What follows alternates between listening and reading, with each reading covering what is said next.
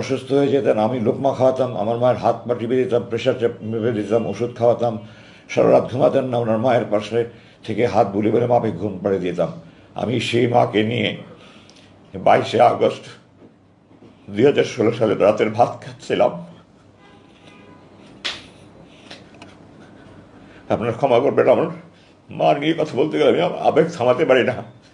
আমার মা ছিলেন আমার জীবনের শ্রেষ্ঠ বন্ধু।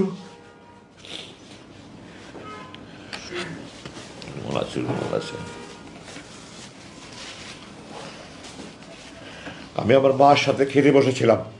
এই সময় সরকারের গুন্ডা বাহিনী, আমি গুন্ডা বাহিনী এই জন্যই বলছি যে আইন প্রয়োগকারী সংস্থার লোক ওয়ারেন্ট ছাড়া, মামলা ছাড়া, ওয়ারেন্ট ছাড়া উঠিয়ে নিয়ে যাওয়া মানেই গুন্ডারদের কাজ। সুতরাং যেই করুক না কেন সে গুন্ডা, এবং এটা করেছে সরকারের যেই বাহিনী হোক, সরকারি গুন্ডা বাহিনী। সরকারের গুন্ডা বাহিনী আমার